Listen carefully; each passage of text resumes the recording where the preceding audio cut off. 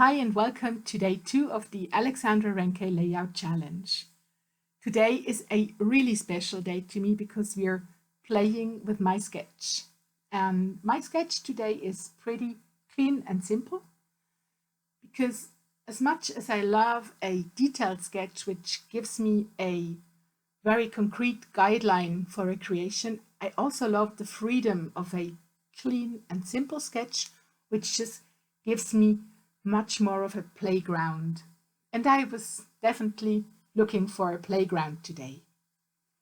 I was planning on using some magicals on my layout and to have, a well-prepared background, I just added a thin layer of white gesso to a piece of cardstock and set that aside to dry.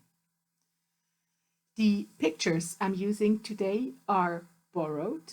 These are borrowed pictures from a design team friend of mine, and I absolutely love these pictures with the 1001 Nights collections of Alexandra Renke, and I'm really absolutely happy that she allowed me to use them for my layout.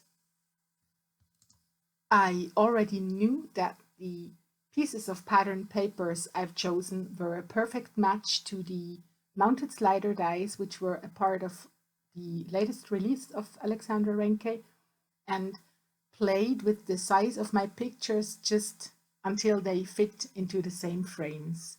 And because I like that look so much, I decided to create an arrangement that you could also, put on your walls, like a gallery wall or something like that. I even kept the fallout pieces of the die cuts just to add another pop of color to the frames. As I mentioned before, I was planning on using magicals, but I had no particular idea in mind.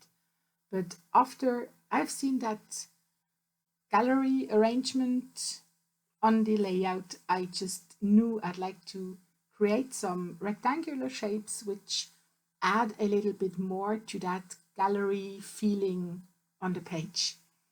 I am using Clambake Beige and Cape Cod Coral, which are colors from the Lindy Stamp Gang Nantucket Pearl set, which is actually one of my 2 favorite Lindy sets. And you might have seen that after I've painted the rectangular shapes, I just used the leftovers of the color and added some splatters just to loosen that background a little bit up. In the drying time of the splatters, I've been adding some foam tape to the back of my frames, and I've die cut some lanterns, which were, in my eyes, the perfect match to the lanterns on the pictures and the small pattern paper pieces. For a short moment, I've been thinking that I could start gluing everything down, but I was missing something. And on this point, I decided to add some texture paste through a stencil. I'm using a Alexandra Renke stencil and my absolutely favorite texture paste, which is the Schminke Light Structure Paste. It's just, in my eyes, the perfect texture paste to work on layouts and cards because it's light and soft and airy and gives an amazing impression of the stencils. When everything was completely dry, I started to assemble my page. I've been using a thick liquid glue on my frames to make sure that everything will stay in place. For the tiny pieces of pattern paper, I've been using a double-sided adhesive tape, which I usually use to adhere pictures or papers onto my layouts. On this point of the layout, there are 2 more things to do. I have to glue down the lanterns and I have to glue down a title. And I'm using Pinkfresh Studio Offers to create the title, and I'm skipping the whole journaling process because the story to the pictures isn't mine and I am leaving that to the owner of the pictures. And that's why I'm coming to an end now.